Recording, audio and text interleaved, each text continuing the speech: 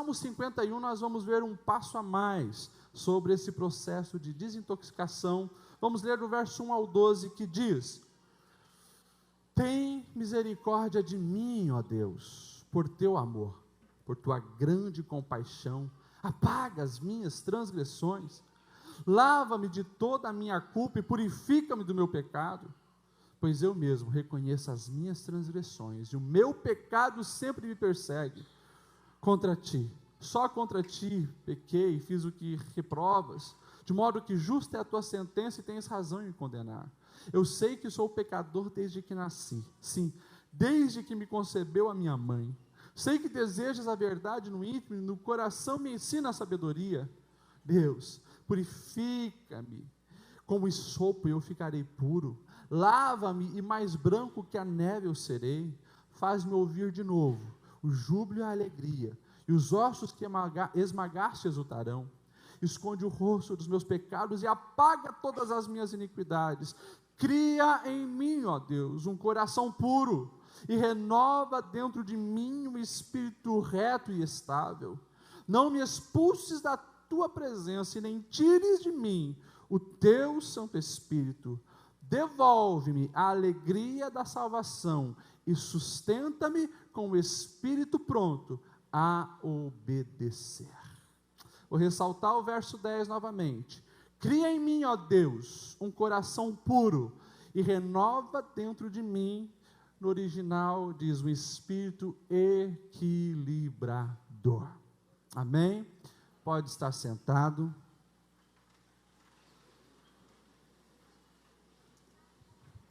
Na semana passada, nós iniciamos vendo um pouco do caos do nosso dia a dia, notícias que putreficam o nosso emocional, o nosso coração.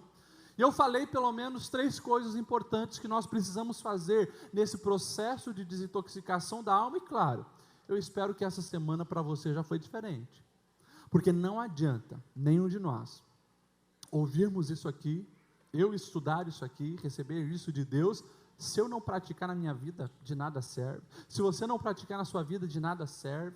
Nós perdemos tempo aqui. Mas quando nós ouvimos e praticamos, mudanças vão acontecendo, de forma gradual, mas vão acontecendo. Nós falamos para você parar de ingerir lixo, não viver numa alienação do mundo, não, mas você saber que as coisas produzidas pelo mundo não estão se preocupando como você vai receber isso, se você vai ter suporte para lidar com isso ou não. Então, eu espero que essa semana, quando você ligou a TV, você já não ficou engolindo todas as porcarias. Quando você acessou o Facebook, quando você acessou a internet, quando você estava num diálogo com uma pessoa, você não ficou deixando que tudo aquilo entrasse no teu coração. É preciso colocar um filtro, lixo para fora, coisas boas para dentro.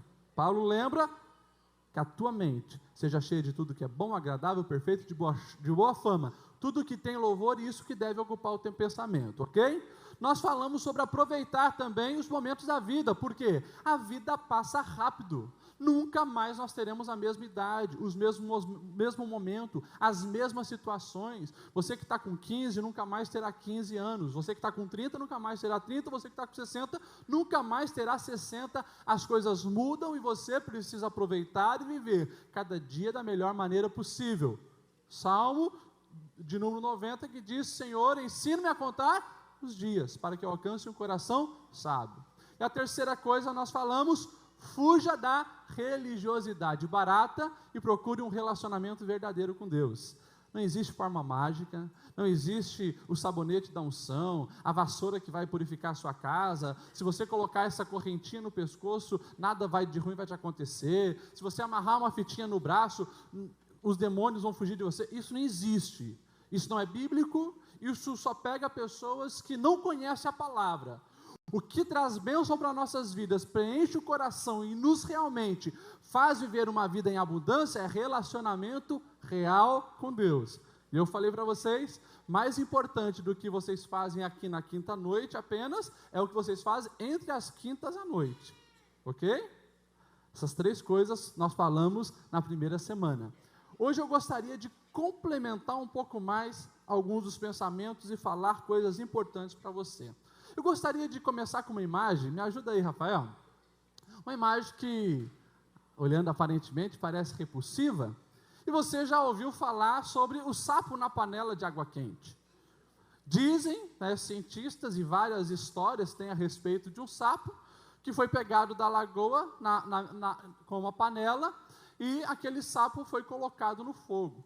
E à medida que a água ia aquecendo, ele ia se adaptando à realidade daquela água, a ponto dele ser cozinhado, né, virar prato para alguém e não percebeu que estava ali morrendo, porque ele foi se adaptando.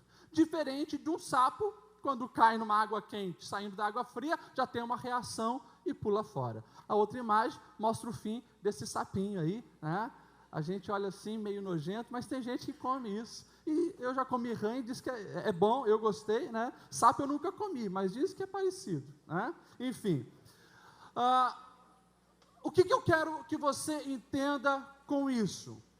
A gente pode dizer, não, mas o que matou o sapo foi a água fervida.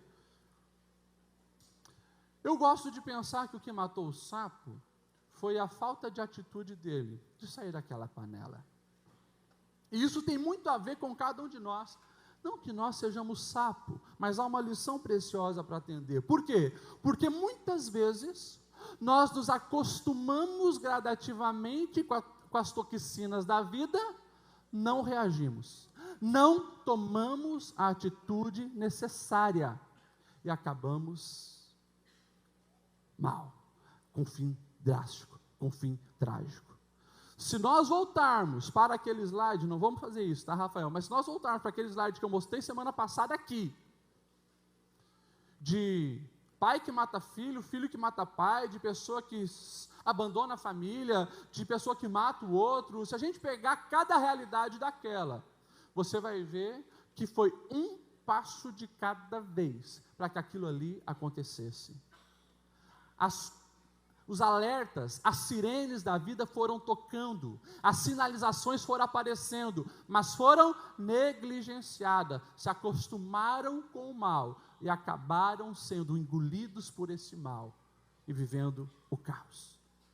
Por isso, nós precisamos com urgência passarmos constantemente por esse processo de desintoxicação da alma. E nós lemos ali o Salmo 51. Para muitos, talvez, um salmo novo, para outros, muito conhecido. O Salmo 51 não é uma mensagem de Deus para a humanidade. Os salmos são corações humanos abertos para Deus. Você vai ver a Bíblia toda, muitos recados de Deus para a humanidade e Deus usando pessoas para relatar a história do povo dele. Mas os salmos são momentos onde as pessoas abriam o coração, criavam músicas, poesias e abriam realmente a alma diante de Deus e clamavam por Ele. E ali nós temos um homem chamado Davi, abrindo o coração para Deus depois do seu pecado. Davi, o grande rei Davi, homem segundo o coração de Deus, profeta, cheio da unção. Depois que estava no trono, no ápice da sua vida, Davi cometeu um dos piores crimes registrado na Bíblia. Ele que deveria estar conduzindo o seu exército à batalha, fica em casa, manda o exército ir, belo dia na varanda, e você conhece aquele velho ditado, né? Mente vazia, oficina do diabo, né? E lá estava Davi na varanda, com a mente vazia, pensando, ver uma mulher linda tomando banho, e ele não fica só naquele primeiro olhar, não desvia o olhar, não foge da tentação, mas ele se alimenta daquilo, aprecia, gosta, deseja. E como era rei, ele diz: meu servo, traz aquela mulher lá para me conversar com ela. E traz. Ela era esposa de um dos grandes soldados de Davi. O marido dela estava na guerra, na batalha. Davi enrola ela, deita-se com ela, adultera com ela, o tempo passa, e Davi está lá na boa. De repente, a menstruação não desceu, ela ficou preocupada e mandou um recado, não desceu a menstruação, a coisa está feia. Por quê? Meu marido está na guerra, não deitei com ele. Não, vamos dar um jeito nisso. Manda o marido dela vir. E o cara era tão fiel, que Davi diz, deita, vai lá com a tua esposa, descanse um pouco. Não, rei, como é que eu vou deitar com a minha mulher se o exército de Israel está na batalha? Não. E o cara fica deitado na porta do palácio e não vai para casa. Davi diz, eu já sei o que vou fazer. Entra então, senta aqui comigo, bebe um pouquinho aí, ó, vinha à vontade, embriagou o cara, mandou ele de volta, não se deitou com a mulher dele. Davi diz, então tá, escreveu uma carta, ó, bota esse cara na frente da guerra, para ele morrer mesmo. Quando ele estiver lá sozinho, vocês recuam, deixa ele morrer. E Davi faz isso. Manda o cara para a cilada. E ele mesmo leva a carta, entrega para o comandante e ele é o alvo daquilo. Um pecado abominável. Davi cobiçou, Davi adulterou e Davi assassinou. Algo escandaloso, entristecedor, nojento. O tempo passa e isso vem à tona. E Davi então, ele abre o seu coração diante de Deus e ele escreve esse salmo de confissão que nós lemos aqui. Pastor, o que isso tem a ver com a purificação da nossa alma, com a desintoxicação da nossa alma? Você vai ver um Davi clamando porque ele precisava ter um espírito equilibrado de novo. Davi, ele vai dizer lá no Salmo de número 32, olha só o que Davi vai dizer no Salmo de número 32, depois que passou toda essa cena, ele vai dizer, como é feliz aquele que tem suas transgressões perdoadas, seus pecados apagados, como é feliz aquele a quem o Senhor não atribui culpa. E daí o verso 3, ele vai falar sobre esse episódio, enquanto eu mantinha escondido os meus pecados, eu definhava de tanto gemer. Davi estava morrendo por algo que a Bíblia vai mostrar como uma doutrina. Pecado é toxina para a alma. Anota aí para você ler depois 1 Pedro 2:11. Pedro escrevendo para a igreja, São Pedro, dizendo, amados, insisto em que, como estrangeiros e peregrinos no mundo, vocês se abstenham da imoralidade, porque isso guerreia contra a alma de vocês. Olha só o que Pedro está dizendo, coisa que não passa no raio-x do médico, coisa que os equipamentos mais avançados da medicina não vão detectar, os ouvidos mais aguçados da psicanálise não vão detectar. Toxina na alma, porque pecado gera guerra com a alma. Paulo vai dizer em 1 Tessalonicenses 4, de 3 a 5, a vontade de Deus é que vocês sejam santificados, abstenham-se da imoralidade sexual, cada um saiba controlar o seu próprio corpo de maneira santa, honrosa, não dominada pela paixão e desejos desenfreados, como os ímpios que não conhecem a Deus fazem. Eu quero que fique claro para você aqui nessa noite, que tudo aquilo que é pecado intoxica a alma, prejudica a tua alma. Pastor, o que é pecado? Pecado é tudo aquilo que Deus proíbe. E quando eu estava na universidade de psicologia, tinha uma professora que dizia, essas coisas de religião, igreja, Bíblia, é um bando de proibição, você não pode fazer nada. O que não pode fazer é pecar, porque o pecado prejudica o ser humano. O que é pecado? Aquilo que te afasta do alvo, que é viver a maneira que Deus planejou para você. Por isso, lá no Antigo Testamento, até já foi citado aqui, os 10 mandamentos. Não pratique idolatria, não mate, não roube, não adultere, não cobice, não minta, não faça as coisas erradas, não jure falsamente. Para com essas coisas. Isso prejudica a sua alma. E você pode ver, se você um dia tiver a oportunidade de estudar a respeito do pecado intensamente, você vai ver que quando nós analisamos o pecado de uma maneira profunda, tudo aquilo que a Bíblia diz ser pecado, resulta em algo extremamente prejudicial para o ser humano. Por isso, eu costumo dizer, os mandamentos, os ensinos de Deus, são cercas, avisos, para a gente não ultrapassar aquilo. Eu me lembro da minha infância, e eu achava que o meu pai e minha mãe eram muito quadrados, porque falaram para mim algumas vezes que eu não deveria descer um morro lá de onde nós morávamos com patins, sem ter a habilidade, né, certa. Eu falei, não, isso não tem problema, era naquela época que tinha surgido aquele roller, um menino eu devia ter uns 10, 11 anos, não, eu vou, não importa se meu pai disse que não deve, eu vou. Eu botei aquele roller no pé, sem experiência nenhuma, não sabia andar direito, vou descer o morro. O resultado, fratura no braço direito, meses, 2, 3 meses engessado. Chorei, doeu, incomodou, coçava, atrapalhou nos estudos, muitos prejuízos eu sofri, porque desobedeci o ensinamento do meu pai, não faça isso, não vai dar certo. Os mandamentos de Deus são muito parecidos. Quando Deus diz não faz, é porque isso vai trazer grandes prejuízos para você. Então, quer ter a sua alma purificada? Evite o pecado. Mas pastor, nós estamos nesse mundo, nós vamos pecar porque ninguém é perfeito, ninguém é plenamente santo. Se pecou, arrependa-se. Veja onde você caiu e arrependa-se.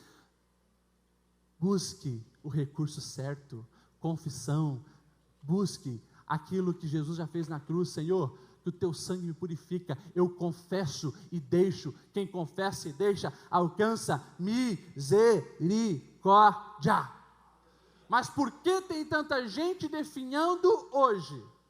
Porque vive em pecado e não percebe. 3.000 anos atrás, muito antes de Freud ter falado algumas coisas relacionadas a isso, Davi estava aqui dizendo, quando eu mantive o meu pecado oculto, eu estava definhando, eu estava apodrecendo. Não foi 1, não foi 2, não foi 3, vários atendimentos aqui já em gabinete. As pessoas criam um vínculo, abrem o coração e chegam a confessar algumas coisas. Pastor, eu fiz isso, eu traí minha esposa, eu estou vivendo nessa situação. Todos os casos, e eu já pelo menos nesse ano foi uns 3 homens mais ou menos, todos os casos que a gente falou, você precisa deixar o pecado, você precisa mudar de vida, você precisa ser fiel à sua esposa, você precisa se reconciliar com Deus e com ela. Todos os casos, extrema melhoria. Não via mais sentido na vida, ia daí encher o coração com, que a Bíblia chama lá as águas rotas. Lembra que eu falei, Jeremias, sendo usado por Deus, dizendo, o meu povo abandonou as águas purificadoras, e estão cavando cisternas rotas que não guardam água. As pessoas fazem as coisas erradas, e para ocultar, para afogar a mágoa, para tentar camuflar o que está fazendo de errado, enche a cara, usa droga, se mergulha em outras porcariadas todas, isso só acaba prejudicando. Chega um momento que isso vai ter que sair para fora. Chega um momento aonde isso vai ter que aparecer. E geralmente aparece no corpo. E daí, se você tiver oportunidade, converse com os médicos que tratam de intestino e estômago. E você vai ver que a maioria das pessoas que sofrem desses problemas mais graves nessa área, tem problemas emocionais, problemas psíquicos, traumas, estão mergulhados em coisas erradas e assim por diante. Desintoxique a sua alma fugindo do pecado. Não minta, não roube, não adultere, não use a sua língua para amaldiçoar, criticar, mentir, falar mal dos outros. Cuide dos seus olhos para não ser cobiçoso, cobiçando a mulher do próximo, o homem do próximo, a casa do próximo, o emprego do próximo. Aprenda a fugir de tudo aquilo que Deus disse é pecado, e você vai ser abençoado. Vamos correr. Segunda coisa, pratique solitude, não solidão. Pratique solitude. Pastor, qual a diferença solitude e solidão? Solitude é um momento de privacidade e reclusão voluntária, onde você decide tomar um momento de ficar sozinho, pensar na sua vida, analisar como é que estão as coisas. Nós vivemos num tempo de agitação frenética, ninguém tem tempo para nada, as pessoas estão o tempo todo com a cabeça cheia. Na solitude, a gente pensa sobre a nossa vida. Na solitude, a gente reflete sobre a nossa caminhada. Na solitude, a gente analisa melhor as coisas. Só que para os nossos dias não se tem tempo para nada. Eu estava esses dias falando aqui, e eu falei que as pessoas até hoje, quando vão no banheiro, fazer o número 2, que antes se parava para pensar um pouco quando estava sentado no vaso, né? Às vezes pegava uma revista, mas às vezes ficava lá, olhando, contando azulejos, pensando na vida e tal.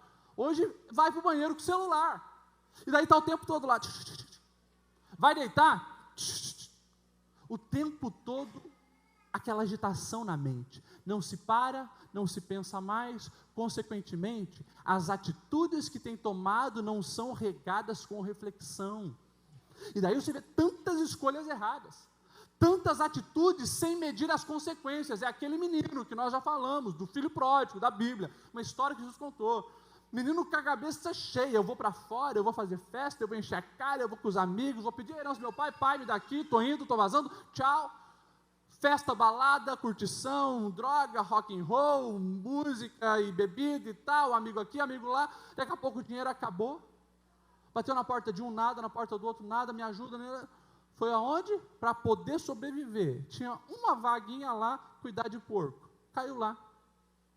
Tentava comer a comida do porco, nem isso o chefe dele dava, mas lá, limpando o esterco, o cocô do porco aqui, empurrando outro porco para lá, separando um daqui, ele teve tempo para pensar na vida, e Jesus diz assim na história, caindo em si, ele disse, eu sou filho, e o menor dos empregados do meu pai tem uma vida melhor do que eu, caramba, o que eu estou fazendo aqui? Ele só parou, no momento de solitude, para refletir na vida, quando estava lá embaixo, mas pelo menos parou. Não espere chegar ao fundo do poço, para você ter um momento de você pensar na vida, de você todo dia, nem que seja 10 minutos, mas você parar, respirar fundo, pensar no que está acontecendo, pensar em Deus. Nós precisamos praticar a solitude. Às vezes nós estamos na nossa agitação, e falando, não, na minha agitação, Deus vai ver o meu esforço, e vai entrar com providência. Não é sempre assim. Tem momento que Deus diz, como falou para o salmista, aquietai-vos, e sabei que eu sou Deus. Nós precisamos muitas vezes aquietar o nosso coração, e daí, alguns já fazem o outro lado, o oposto, alguns praticam a solidão.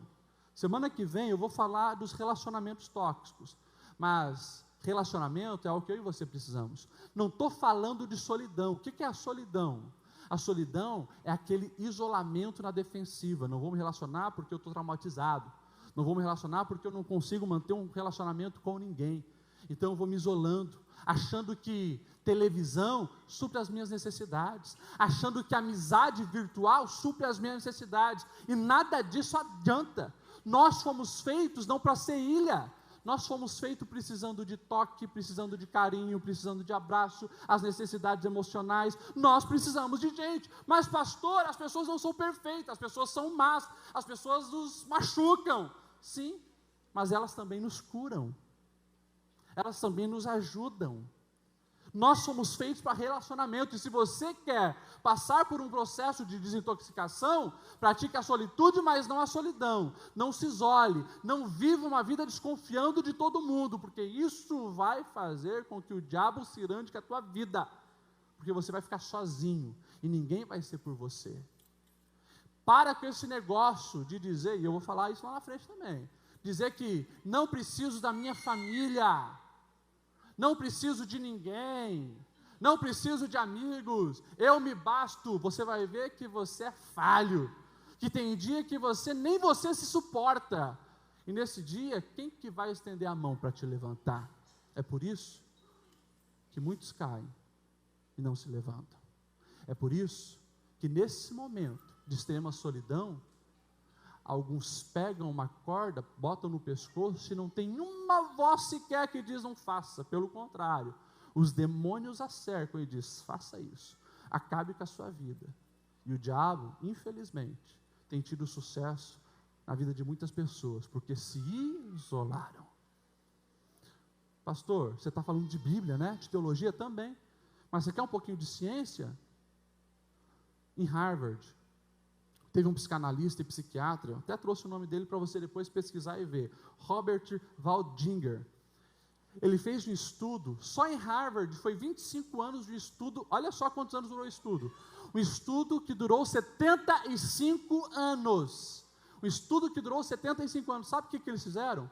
Eles pegaram mais de 90 pessoas, quando eram crianças, e começaram a estudar, fazendo perguntas semanais e mensais para ela a respeito da vida do dia a dia.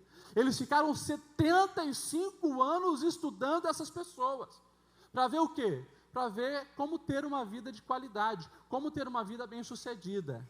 E, para quebrar toda a mentalidade capitalista, essas ideologias erradas, a qualidade de vida das pessoas não era elevado por causa da fama, do dinheiro, do poder, do cargo que ocupar na empresa, não. Sabe o que eles detectaram? O que fechava em todas as análises que eles fizeram?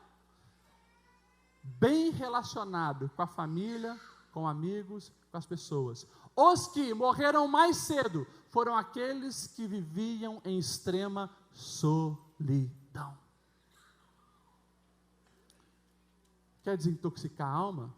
Pratica a solitude, não a solidão. Você precisa de gente. E semana que vem eu vou falar sobre relacionamento familiar e sobre amizades. Para finalizar, terceira grande verdade. Primeira, você já viu que nós precisamos evitar o pecado. Segundo, praticar a solitude e não a solidão. Terceiro, não deixe a sua alma ser refém das circunstâncias. Por quê, pastor Lediel?